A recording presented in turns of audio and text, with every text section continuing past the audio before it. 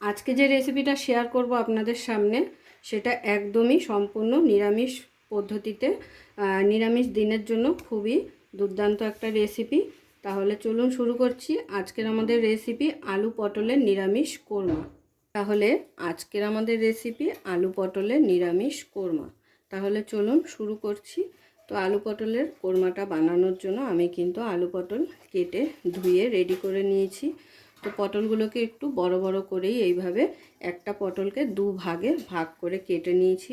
আর আলুগুলোও কিন্তু একটু বড় বড় করে ডুমো ডুমো করে কেটে নিয়েছি। এখানে আমি দুটো আলু নিয়েছি আর পটল নিয়েছি প্রায় 500 গ্রামের মতো। তো চলুন শুরু করা যাক। প্রথমে আলু পটলগুলো আমাদের ভেজে নিতে হবে। এবারে আলু পটলগুলোকে ভেজে নেওয়ার জন্য আমি এখানে কড়াই বসিয়ে দিয়েছি। আর কড়াই কিন্তু গরম হয়ে গেছে। কড়াইতে দিয়ে দিলাম সর্ষের তেল। তেলটা গরম হয়ে গেছে। এবারে তেলের মধ্যে সামান্য একটু নুন ছিটিয়ে দেব, দিয়ে আলুগুলোকে ভেজে নিচ্ছি প্রথমে।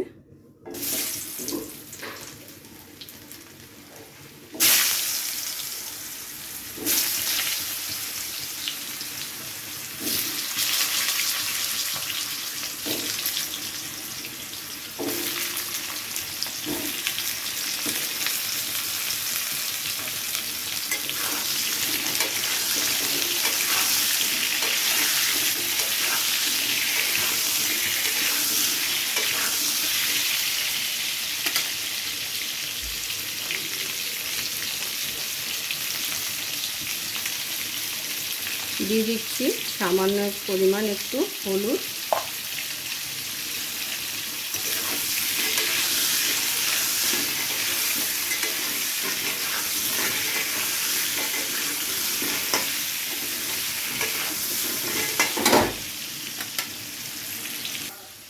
তো দেখুন আলুগুলো কিন্তু ভেজে নেওয়া হয়ে গেছে। এবার আমি আলুগুলো এক এক করে তুলে নিচ্ছি।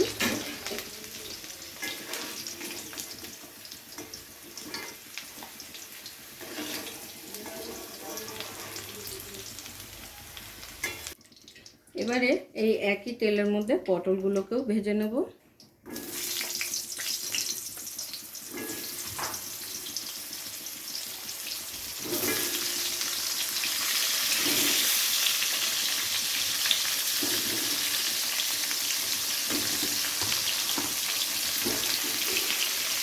পটলটাও ভেজে নেওয়ার সময় দিয়ে দিচ্ছি সামান্য একটু নুন। হলুদ কিন্তু দেব না, তাতে করে কিন্তু তেলটা কালো হয়ে যায়।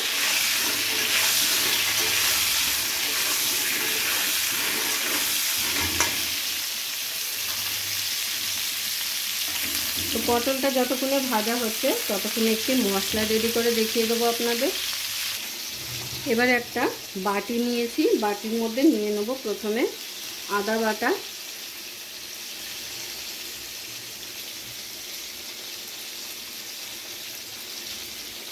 এক চামচের মতো দিয়ে দিলাম আদা বাটা। এবারে এর মধ্যে কিছু শুকনো মশলা অ্যাড করব, যেমন হলুদের গুঁড়ো,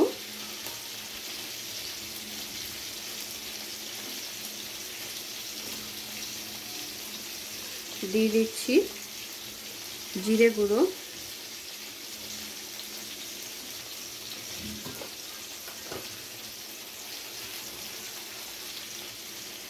কাশ্মীরি লঙ্কা গুঁড়ো,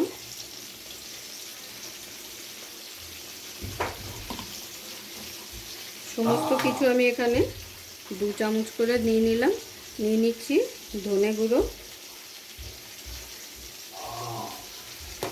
এবারে এই মশলাটাকে একটু জল দিয়ে একটা মিশ্রণ তৈরি করে রাখতে হবে। এতে করে কি হবে, মশলাটা খুব ভালোভাবে সুন্দরভাবে ফুলে যাবে।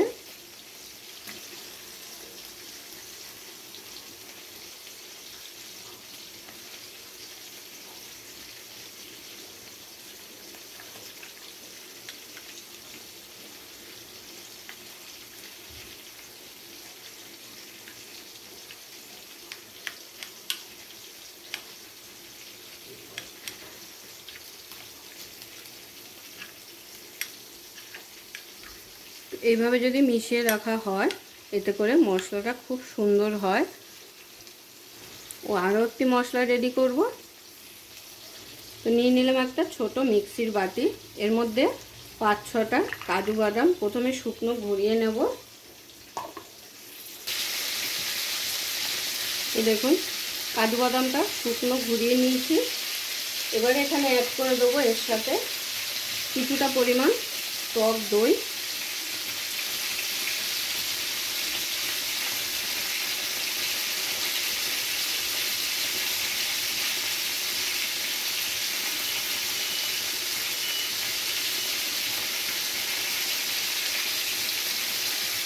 তিন চামচের মতো টক দই আছে এখানে, আর দিয়ে দিচ্ছি সামান্য একটু জল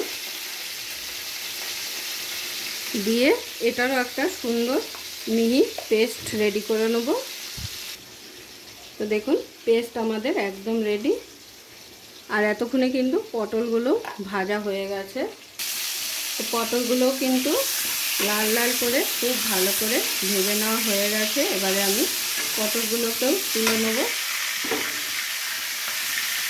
আলু পটল দুটোই আমার ভেজে নেওয়া হয়ে গেল। এবারে এই তেলের মধ্যেই কিছু গোটা মশলা ফোড়ন দেব। এবারে ফোড়নের জন্য দিয়ে দিচ্ছি একটা শুকনো লঙ্কা, একটা তেজপাতা, আর কয়েকটা গোটা গরম মশলা, দুটো এলাচ, একটা দারচিনি স্টিক, আর 2-3টে লবঙ্গ। আর তার সঙ্গে দিয়ে দেবো একটু গোটা জিরে।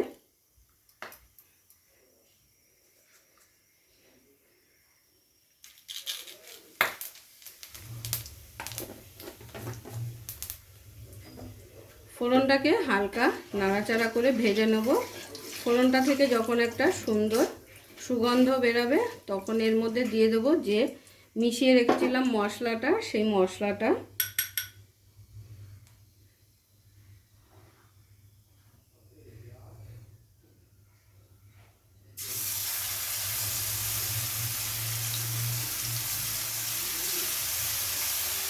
এবারে মশলার বাটিটা ধুয়ে একটু সেই জলটাও কিন্তু দিয়ে দেবো। মশলাটাকে তেলের মধ্যে দিয়ে খুব ভালো করে নাড়াচাড়া করে মিশিয়ে নেব।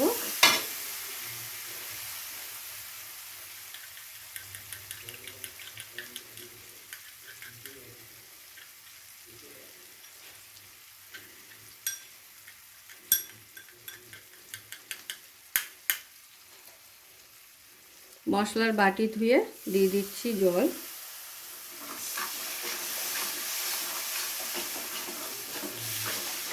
এবারে মশলাটাকে কিছুক্ষণ একটু কষিয়ে নিতে হবে যাতে করে মশলার কাঁচা গন্ধটা চলে যায়।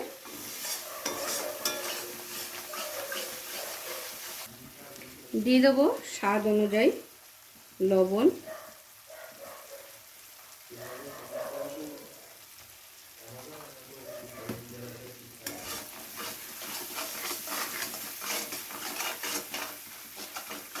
মশলাটাকে কিছুক্ষণ তেলের সঙ্গে কষিয়ে নিয়েছি।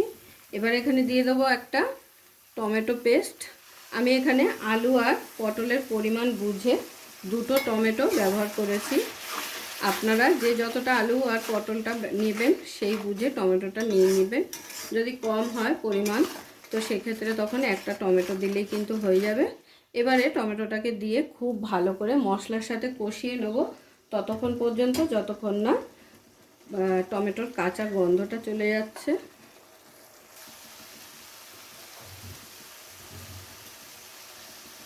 দিয়ে দেবো এবার ঝালের জন্য কাঁচা লঙ্কা বাটা। আমি এখানে বাটাটাই ব্যবহার করলাম। আপনারা যে যেরকম ঝাল খেতে পছন্দ করেন সেই পরিমাণ বুঝে ঝালটা দিয়ে দেবেন। আমি এখানে 2.5 চামচ মতো কাঁচা লঙ্কা বাটা দিয়ে দিলাম। আর টমেটোটাও কিন্তু খুব ভালোভাবে কষিয়ে নেওয়া হয়ে গেছে। সাইড থেকে তেল ছাড়তে শুরু করছে। যখনই সাইড থেকে এরকম তেল ছাড়তে শুরু করবে তখন বুঝতে পারবেন যে আপনাদের মশলা খুব ভালোভাবে কষিয়ে নেওয়া হয়ে গেছে।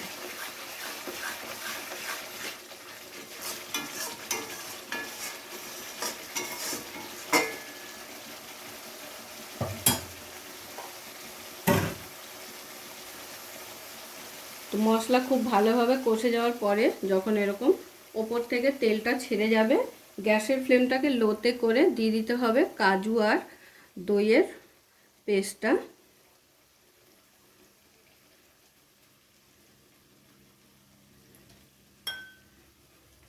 মিক্সির বাটিটা ধুয়ে দিয়ে দিচ্ছি সামান্য একটু জল। এবারে আরও একবার খুব ভালো করে কষিয়ে নেব সমস্ত কিছু একসাথে। আর অবশ্যই গ্যাসের ফ্লেমটাকে এই সময় লোতে করে দিতে হবে, যেহেতু কাজু বাদাম বাটা আছে, তো সেই জন্য কড়ার গায়ে যাতে লেগে না যায়।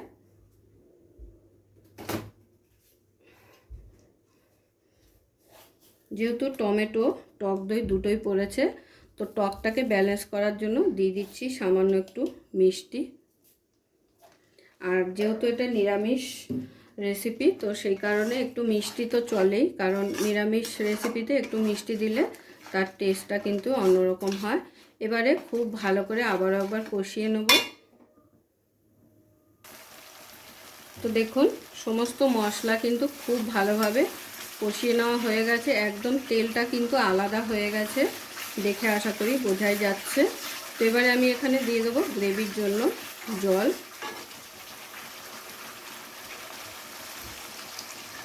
আলু পটল যেহেতু আমাদের প্রায় 80% কিন্তু সেদ্ধ হয়ে গেছে ভাজতে ভাজতে, তো সেই কারণে খুব বেশি কিন্তু গ্রেভির সাথে ফোটাতে হবে না। ঝোলটা যখন একটু ফুটে উঠবে তখন কিন্তু এখানে আলু পটলগুলো দিয়ে কিছুক্ষণ ফুটিয়ে নিলেই রেডি হয়ে যাবে আলু পটলের নিরামিষ কোরমা।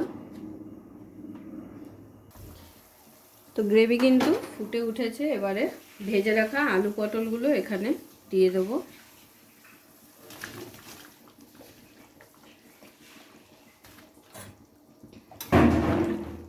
আলু পটলগুলো দিয়ে হালকা নাড়াচাড়া করে ঝোলের সাথে খুব ভালো করে মিশিয়ে দিলাম।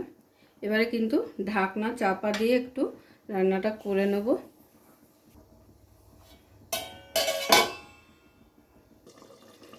তো প্রায় 5 থেকে 7 মিনিট আমি ঢাকনা চাপা দিয়ে রান্নাটা করে নিয়েছি। এখন আবার ঢাকনা তুলে নাড়াচাড়া করে দেখে নিচ্ছি।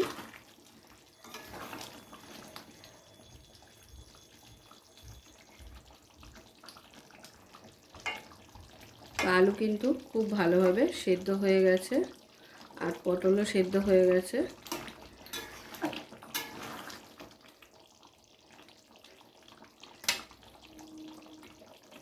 এবারে আমি নামানোর আগে দিয়ে দিচ্ছি এখানে সামান্য পরিমাণ একটু গরম মশলা, আর দিয়ে দেবো একটু ঘি।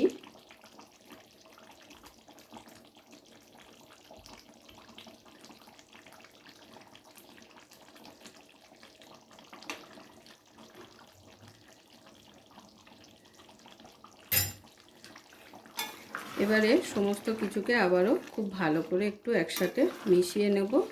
আর তৈরি হয়ে গেছে গরম গরম আমাদের আলু পটলের নিরামিষ কোরমা। নিরামিষের দিনে এরকম একটা রেসিপি থাকলে কিন্তু আর কিছুই লাগে না গরম গরম ভাতের সাথে। অবশ্যই সকলে ট্রাই করবেন। আর আজকের ভিডিওটি অবশ্যই আপনাদের ভালো লেগেছে, আর যদি ভালো লেগে থাকে তো প্রতিবারের মতো লাইক কমেন্ট শেয়ার করতে কিন্তু ভুলবেন না। আর এখনও পর্যন্ত যারা আমার চ্যানেলটি সাবস্ক্রাইব করেননি তাদেরকে অনুরোধ করব অবশ্যই চ্যানেলটি সাবস্ক্রাইব করে নিতে, যাতে নিত্য নতুন ভিডিওর আপডেট সবার প্রথমে আপনাদের কাছে পৌঁছে যায়। তো আমার আলু পটলের কোরমা একদম রেডি। এবার আমি গ্যাসটাকে অফ করে 2 মিনিটের মতো স্ট্যান্ডিং টাইমে রেখে গরম গরম সার্ভ করে আপনাদের দেখিয়ে দিচ্ছি।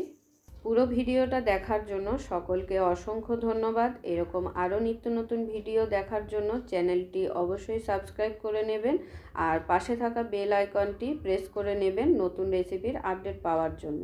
তো সবাই ভালো থাকবেন, সুস্থ থাকবেন। আবারও দেখা হচ্ছে আপনাদের সাথে নতুন একটি রেসিপি নিয়ে।